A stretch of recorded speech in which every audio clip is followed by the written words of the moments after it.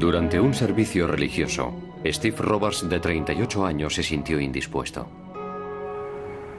Murió aquella misma noche de un ataque al corazón. Un año más tarde, en una lectura de Hamlet, la hija de Steve Robards estudiaba los diálogos del rey Claudio en los que decía lo siguiente sobre la muerte, los celos, la culpabilidad y la venganza. Mis palabras vuelan alto. Mis pensamientos vuelan bajo. Las palabras sin pensamientos nunca van al cielo. En estas palabras vio una pista sobre la muerte de su padre. A las ciudades de Dallas y Fort Worth, en Texas, se las llama la Metroplex. Es el área metropolitana más poblada de todo el estado, conocida por el asesinato de John F. Kennedy en la Plaza Daly en 1963. El presidente acaba de morir. Steve Robards, de 38 años, era natural de Texas, se había divorciado recientemente y trabajaba como cartero para el Servicio Postal de los Estados Unidos. Se sentía orgulloso de su trabajo, que consistía en ser un simple cartero rural, pero le gustaba su trabajo, le gustaba estar al aire libre y sentía cierto orgullo en ello.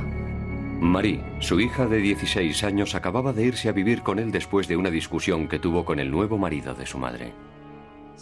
Estaban viviendo en un apartamento de un dormitorio y él estaba en una lista de espera para uno más grande. Se sentía feliz de tener a su hija con él en esa etapa de su vida. Marie se matriculó en el Instituto Eastern Hills, donde se convirtió en una alumna brillante y popular. Callada, estudiosa, elegante. El tipo de chica a la que miras dos veces y a la que siempre has querido conocer porque es tan reservada, tan serena y tan inteligente. No tenía el menor fallo. Su cara y su complexión eran perfectas.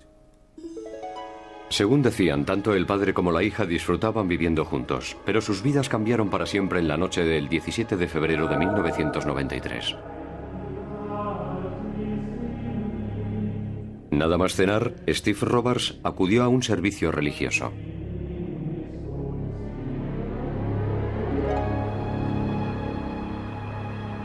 Al volver a casa les dijo a su novia y a su hija que no se encontraba bien. Al cabo de un rato empezó a tener retortijones y un fuerte dolor de estómago que fue a peor a medida que avanzó la noche. ¿Ya estás mejor? Me siento fatal.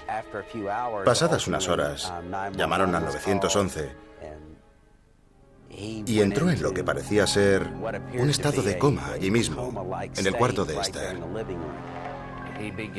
Empezó a echar espuma por la boca y a sentir náuseas. Y cuando llegaron los de la ambulancia, ya estaba muerto. La autopsia reveló que la causa de la muerte había sido un paro cardíaco.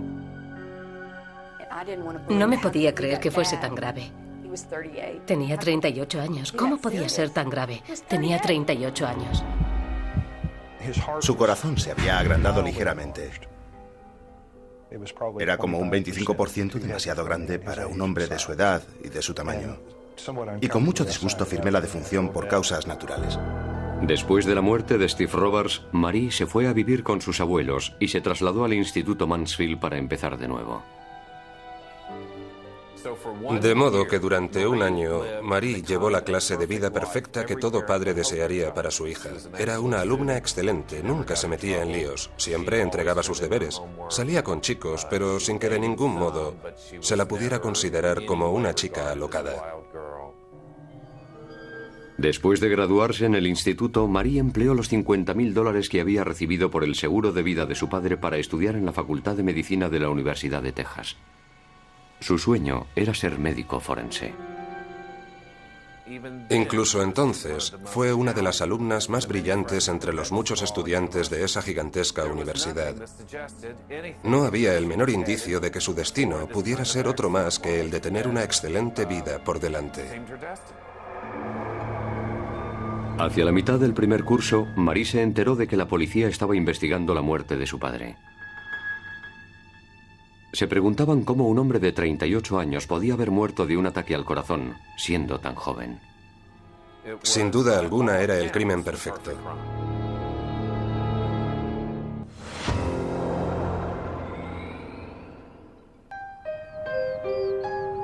Tras la inesperada muerte de Steve Robards, su hija Marie se cambió a otro instituto y se hizo amiga de Stacy Hyde.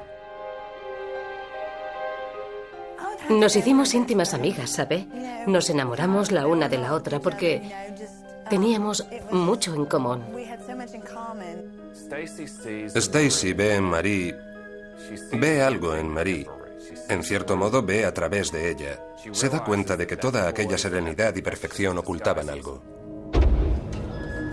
En el último curso, a Stacy y a Marie les encargaron hacer una lectura del Hamlet de Shakespeare para la clase de lengua. Se sentaron a leerlo juntas y Stacy comenzó con el soliloquio del acto tercero en el que Claudio agoniza por su decisión de arrepentirse de haber matado al padre de Hamlet. Mi crimen se ha consumado ya. Perdóname el horrendo asesinato que cometí. No puede ser, puesto que sigo aún en posesión de todo aquello por lo que cometí el crimen.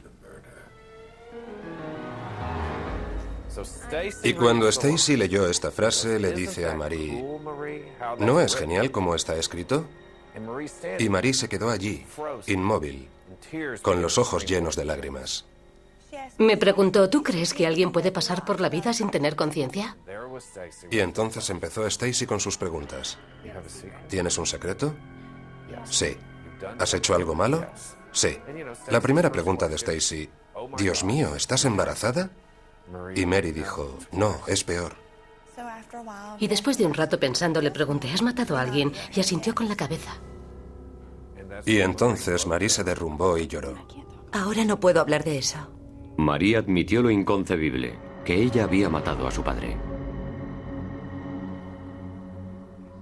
Dijo que lo había hecho con un veneno que robó en clase de química el año anterior. Silencio todos. Hoy tenemos que presentar el informe del laboratorio. Tened cuidado con ese producto. Y ahora sacad vuestros cuadernos. Marie dijo que había cogido el veneno cuando la profesora no estaba mirando, que lo envolvió en un papel y lo escondió en su mochila.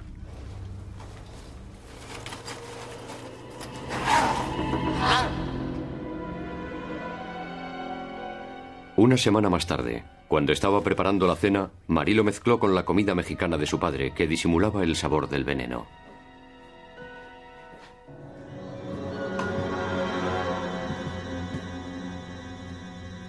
Aquí tienes. Gracias, cielo.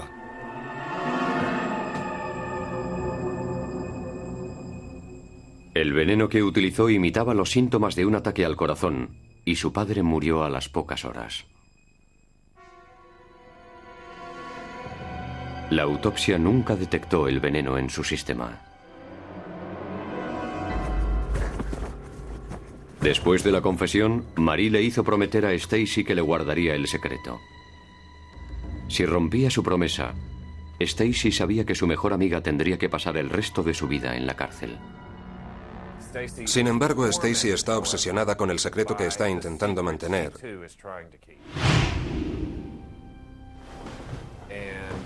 Y empieza a sufrir pesadillas.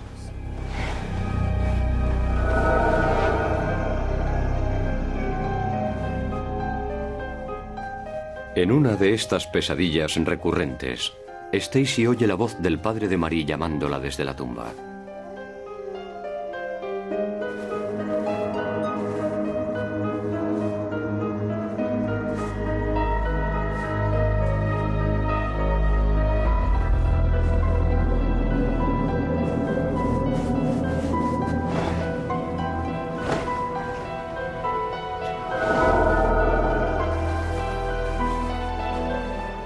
En otra, Stacy ve a Marie que la persigue incesantemente durante toda la noche.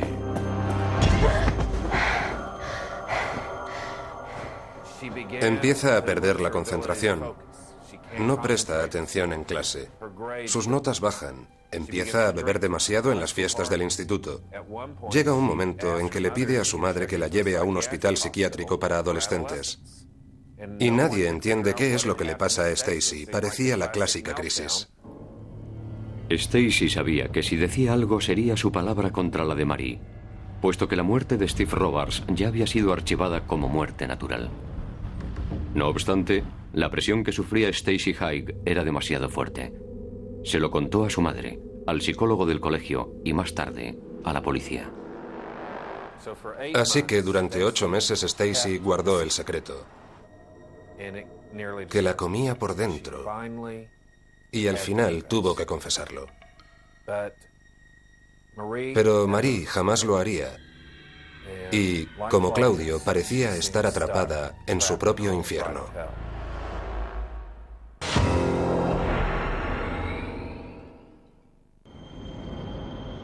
Cuando Stacy Haig contó a la policía que Steve Robards había sido envenenado, la policía registró el laboratorio de química en el que Marie dijo haber robado el veneno para matar a su padre. La hoja del manual de seguridad del laboratorio en la que se describía el veneno que supuestamente había utilizado Marie había sido arrancada.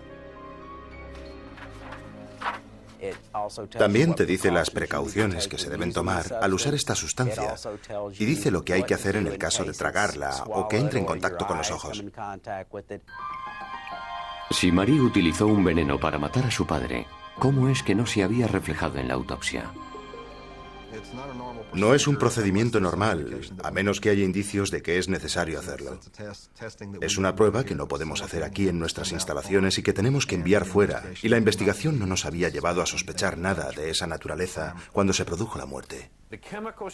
El veneno que utilizó, la única forma de poder ser detectado habría sido si el médico forense de Fort Worth hubiera tenido un aparato que vale $150,000 que detecta los restos de veneno en una autopsia, pero no lo tenían y nunca pensaron en utilizarlo. La tecnología capaz de encontrar sustancias químicas raras en tejido humano se llama espectrómetro de masa, cromatógrafo de gas. Puesto que Marie planeaba ir a la Facultad de Medicina y hacerse forense, los fiscales sospecharon que estaría familiarizada con las técnicas analíticas utilizadas por los forenses locales. Y también sabría que el veneno no podría ser detectado.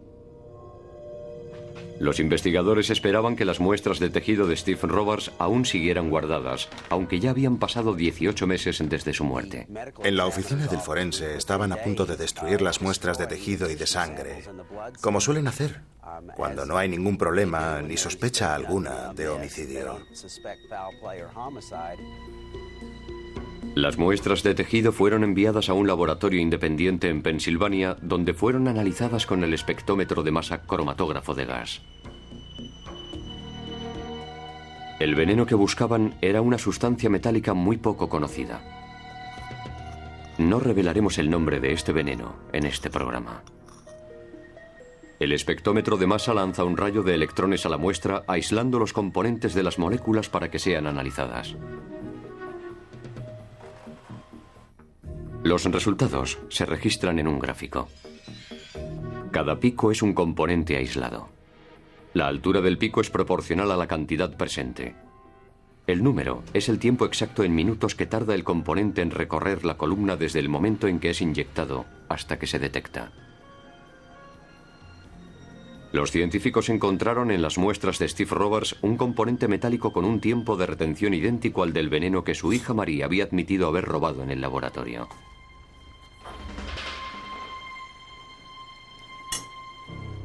La cantidad encontrada en el cuerpo de Steve Robards era masiva.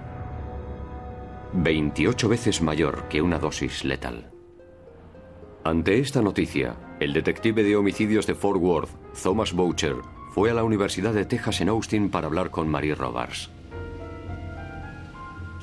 La vi en el pasillo y me presenté. Le dije que estaba detenida por la muerte de su padre, Steven Robards, hacía unos años, y ella no respondió. No hubo reacción alguna. Marie se fue con ellos en silencio, más serena que nunca, y cuando entraron en una sala, apenas tuvieron que interrogarla. Confesó y se vino abajo. Fue muy directa en toda su confesión, no intentó ocultar nada. Parecía haberse librado de toda culpa o haber pensado mucho en lo que había hecho y contó todos los detalles. Lo más fascinante, tanto para la policía como para los periodistas que cubrían el caso, era la explicación que dio Marie sobre su móvil. ¿qué fue lo que te impulsó a matar a tu padre? Y ella dijo, yo quería estar con mi madre. Pero, irónicamente, como salido de una tragedia de Shakespeare, todo fue en vano. Porque la madre de Marie Robards y su nuevo marido habían planeado irse a vivir a Florida y no se lo dijeron hasta después del funeral del padre. Marie no tuvo más remedio que instalarse en casa de sus abuelos para poder terminar sus estudios en Texas.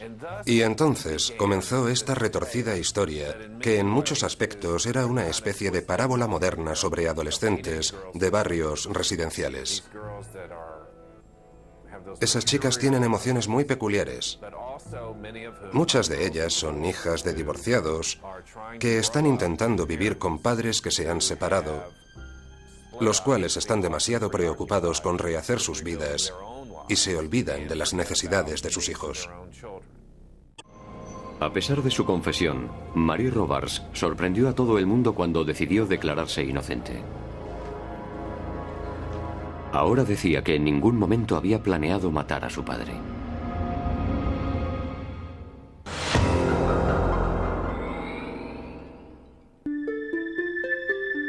En 1996, Marie Robards fue juzgada por el asesinato de su padre Steve. Se declaró inocente. Su defensa fue que no tuvo intención de matarle. Sacad vuestros cuadernos. Marie admitió que había robado el veneno del laboratorio de química del instituto.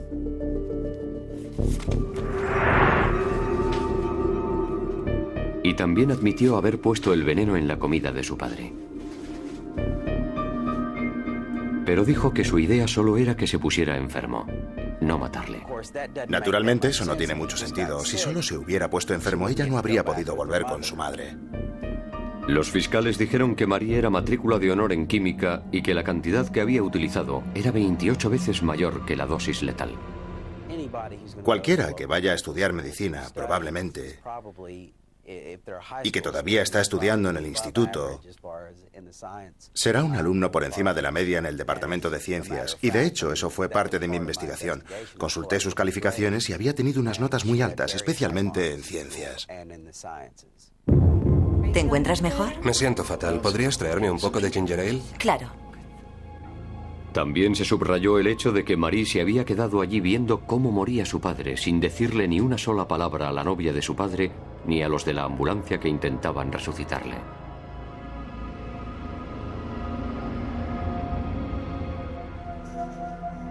«18 meses después, el cromatógrafo de gas demostró lo que no había demostrado la primera autopsia: que Steve Robards había muerto de una dosis masiva de veneno.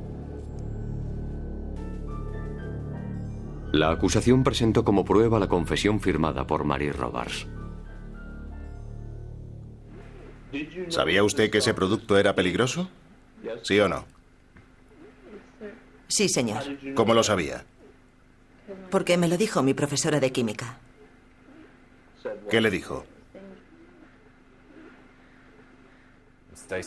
Stacy declaró que Marie le había dicho que sabía perfectamente la cantidad de veneno que hacía falta para matar a su padre, y eso fue decisivo.